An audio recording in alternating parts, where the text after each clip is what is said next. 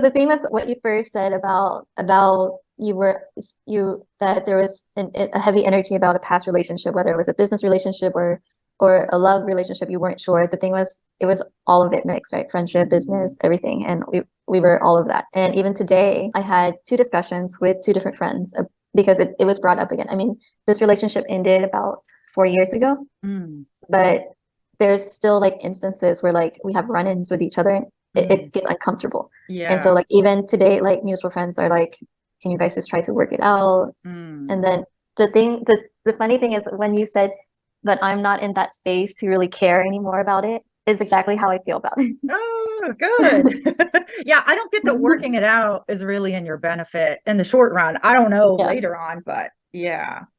Is that also, do you also question should you move? Because I also get that it doesn't feel like Um, you're super in love with where you live as a permanent yeah. location.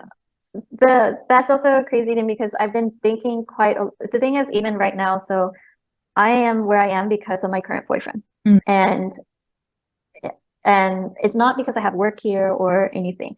It's just I'm here for him. mhm. And we've had like I mean we've had discussions now that of okay, what are we going to do? And the future is very black for us right Mhm. now in the sense of we're unsure. I mean, even in this your stepping stones analogy, that's even in my personal relationship, that's how it feels, where you can't really see the future because we're unsure of if Mhm. there's a future. Mhm. But we're just right now just like trying to get through the rut. Yeah. But the thing is, I mean, like he knows that I'm not particularly happy here and I'm Mhm. only here for him. Mhm. And I know in my heart and in my soul that I'm not happy here either. Mm. I'm just here. Mhm. Yeah. So actually, all three things were very spot on, exactly, not only today, but like in this exact moment. Yeah, yeah, wow. And have you ever, I'm glad that was spot on for you. Have you thought about, I don't know if your work is remote. I know you said like the thing keeping you there is him. So is it possible that you could take 6 weeks away somewhere else or explore for a little bit and then still there's the intention to come back and be with him or that he will come visit you, but that you can do something of that nature that really fulfills you. Yeah. So that's what I've been, especially this year, I did. So for 2 months, 1 month he traveled with me, and then 1 month I just was like on my own. Mhm. But but the it's like a bit of a guilt that comes in of because I'm so used to like in the past, like, oh, because when you're single, you can just, oh, I want to go here, I'll just book a ticket and I'll go. Yeah, But now I yeah. have to take into like his feelings into consideration and everything. And Hmm. sometimes it's a bit Yeah, unsure. yeah, yeah. And a part of you, I wonder if this goes back to, I know it didn't get it on the recording, but this feeling that I have of you're so embodied with who you are that to me it feels like when you're ready to move it's like all of you is there with you ready to move. Do you know what I mean? Yeah, Like it, I yeah, feel like some people they more have a tendency to be like, well, I don't know, or they're just not like embodied in the moment, but it feels like you're embodied in the moment and just ready to yeah, do stuff, to move. yeah. So the thing is, I've been known to like in the morning if I'm not feeling like the vibe of a place or like I'm just in a terrible place, then I'll just book a flight for the evening and I'll leave Hmm. for a week Yeah, until I feel centered again. Because yeah, when I don't feel centered, I feel very crazy in my head. yeah. So I need to feel very present, very centered with Hmm. myself. Yeah. Do you, is there, okay. I have a few questions I could ask you and or look into, but I'm also curious from what we've talked about, is there something you would like me to look at more specifically or more in Um, depth? Maybe my current relationship. Okay, cool. And that's what I was getting the sense of too. Also, the light this time of year, I know, I mean, I kind of like it, but I'm sorry if it's distracting that there's rainbows that are constantly. I lowered my blinds. No, it's beautiful though. It's beautiful. You're like glowing. Your aura is, Oh, it thanks. emphasizes your aura. I like it. Well, here's a wish that I have for you. Because I'm not big on guilt. In fact, I'm anti-guilt in a major way. I'm a mom. There's a lot of talk in culture about like mom guilt. And I'm just like, no, like why should there be mom guilt? It's not a helpful emotion. And so I feel, and I get that you want to be thoughtful of your partner, and the guilt to me, it'd be nice to separate yourself from it and think, okay, is guilt a choice? Because how do I put this? I have a sense that who you are and I'm just going to call it the happiness that you bring to life, like your vitality, this embodiment of you that I've been talking a lot about. It feels like there is a partner who totally loves your spontaneity and who would love if you're like, okay, I wasn't feeling it this morning, I booked a ticket, and they'd be like, oh, cool. Okay. See you next week. Or they'd be like, you know what? Let me see if I can shift some things on my schedule and I'll meet you in 2 days. I'm not saying necessarily like that's only what that person would do, but kind of just giving you a glimpse of, it feels to me like there is a partner who the way in which you are would actually delight them and make them very appreciative of. I'm keep on going back to this like joy and happiness. It feels like your joy for life and your in a way of like dedication of being embodied and making the best choice for you is something that I feel like this partner, it would inspire him and he would be like, I love this about you. Whereas there are other people who might be like, oh, why do you always do things that I can't, you're so spontaneous, it's unpredictable. Like there's some people that would stress them out and they just couldn't handle it at all. And there's others, I think, that would really be inspired. And okay, so let me see. So that's one thing. Let me look out into the relationship a little bit more.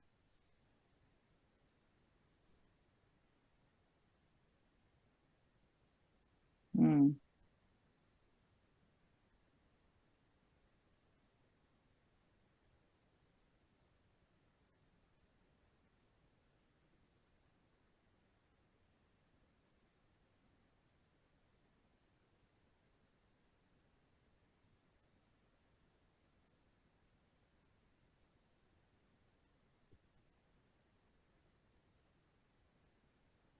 Well, um, so sometimes the things I see are almost like dramatic to paint a picture. So again, this is a metaphor, like the stepping stones.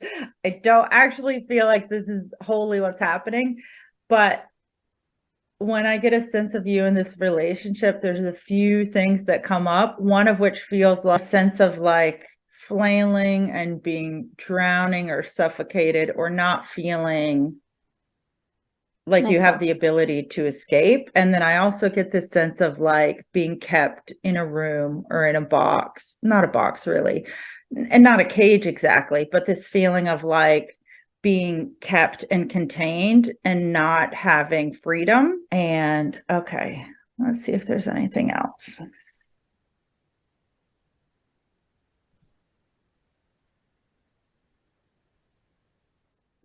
Yeah, and I mean, not that there's any judgment about those things. It just feels that in some ways, there's a part of your soul that feels like it doesn't get to express itself and it doesn't get to be free in the way that it wants to be in this relationship. And also, what I get a sense of is, regardless of this partner, your boyfriend, it feels like internally, a little bit, you're having a struggle of, is there a way that I can be the free person that I am when I'm single, who is in a relationship. Like there's a little bit of this, I don't want to say tension exactly, but it's almost like a wondering of the parts of you, you know, a little bit like you mentioned, I feel like the person that you are when you're not in a relationship is so free and happy because she has that ability to just say what she wants and do what she wants and go where she wants, that doesn't feel free in this relationship. And so there's that this internal almost like battle of, well, I want love in a relationship, but I don't want to be I still want my freedom. And so I'm wondering if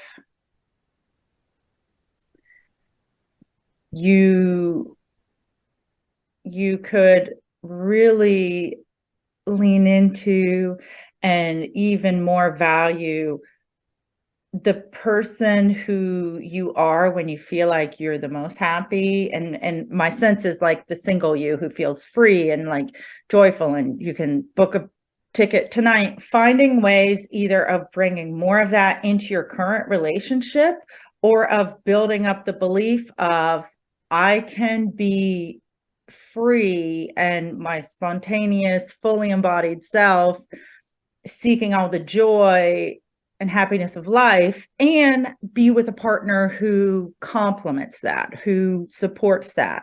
So, because I also feel that there aren't many, what do you call it, examples or role models in like story in modern day culture or stories of like this type of woman. But I think if we go back to like ancient times and think about goddesses from various stories from wherever, to me that's like, so thinking of finding some goddess who's your role model essentially, and really, oh yeah, as I say that I'm feeling all the tinglies all over. And so I don't know if it's from folklore or a story or a religion or whatever, but some goddess who's very much like in her power, she's embodied and she's also loved. So kind of building your own belief and mental framework of this is entirely possible. And what I sense is that in doing this, you know, there is a possibility that the person you're with, if you start changing and shifting in this way, it might be like a wake-up call in a way for him. Not just wake-up call, but he might wake up and be like, whoa, okay, so it could be like this. Because I really feel, along with this whole goddess thing, what I feel like is in your relationship, you're almost going to be like the leader who is inspiring the other person, or who is always kind of like showing the way, or this is what we're doing. And to me, it feels like they're your companion who is very willing to just go along with whatever you want to do, you know, like they're really happy to do that.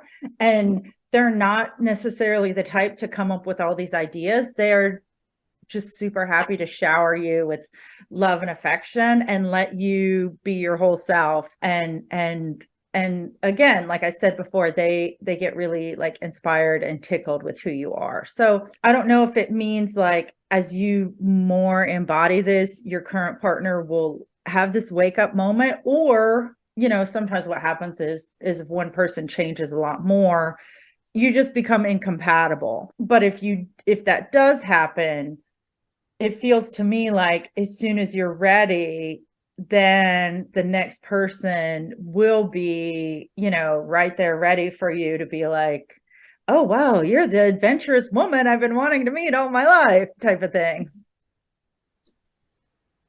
Yeah. How does that feel for you? It feels like you're talking about what's been going on in my brain. Yeah. I am here to tell you about my free manifesting short course that you can download below. It's 5 days of doodling and manifesting, getting you to look at manifesting in a fresh new way and getting that creative muscle working so you can start making new connections and seeing new things that you have never seen before. You're like vocalizing like what I've been thinking. Oh, well, good. Okay, good. How do you feel about it? Are you a little bit like, oh, great, now it's out in the open, what's going on in my brain? I mean, like I still don't know how to feel about it. I think I'm just still processing Mm-hmm. things, Yeah. but I think maybe sometimes I I'm a very slow processor. Mm. Yes. You're quick to get on a plane, but slow to process. Yes. That's fine. Your body likes to move fast. Yes. Yeah, I mean, you don't, it was kind of a lot. So you don't feel like you have to, have a little, sorry, I have a hair in my mouth. You don't have to have a like neat little, oh, here's my assessment of everything you just said. It's fine. Cause I don't think anyone has to process quickly. So, and that's one of the benefits of the recording. If you want to listen to it in a week and see, okay, how does this sit or land for me right now? Like, what do I hear from that? I do get the sense we're almost out of time, but I do get the sense, which I don't know if I explicitly stated before, but it really does feel that whatever you dream about in terms of like your ideal relationship, I feel like that is a totally real possibility for you. And I do, again, with this whole goddess thing, I mean, I think goddesses are amazing, but they don't show up in my readings a lot. But when they do come up, it feels like to me, okay, this is a powerful woman who is in a way kind of paving an like an unconventional path, or you're paving your own path and having such a dedication to, this is who I am and I love who I am, and every day that's who I show up for. And that I think is a really beautiful thing. So, but if nothing else, it's kind of there's definitely all these cheerleaders here saying that you're amazing, and and that, yeah, you have all these possibilities available to you. Thank you. You're welcome. Yeah. I, Well, I I feel like know. I needed to hear this today. Oh, good. Yeah. Yeah. And, like you were saying before with the mutual friends coming on, being like, oh, what about this? Why don't you do such and such? It's nice to know that I don't think it's just you being stubborn, and sometimes it's hard to know when you're doing something that maybe feels like being stubborn and other people just want you to just change and be this way. Well, no, actually, that's not the best for you. And they might not understand that, but I think you are making these good choices for yourself. Mm, thank you. Yeah. I think that's a reassurance today that I needed. Yay. Awesome. Well, I know it cut out, or not cut out. I forgot to press record at the beginning, but for the viewers, is there anything else you want to tell them to kind of let them know how you would? I know you said you felt reassured. Is there anything else you want to tell the viewers about how this lands with you? Does it feel accurate or helpful or It's useful? definitely accurate. I think because the thing was, even in the beginning when we started, I know it wasn't recorded, but I literally didn't say anything at all.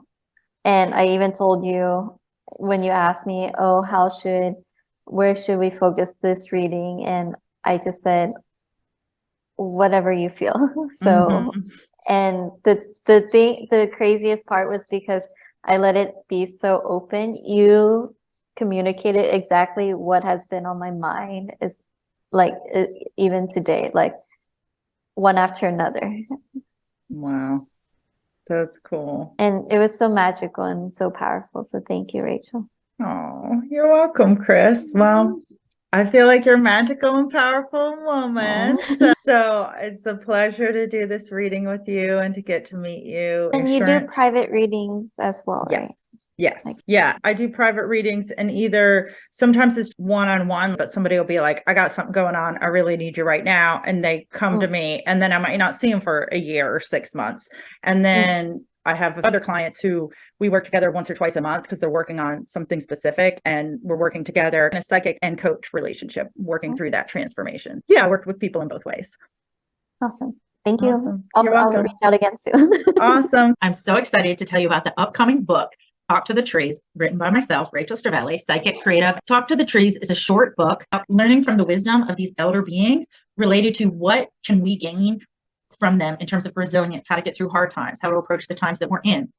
What do trees know about love and family and connection and dealing with hardships of life? There's so many great things in this very short book. You can buy it at the places linked below. I would love it if you check it out, share it with a friend, buy it for a friend, and spread the word.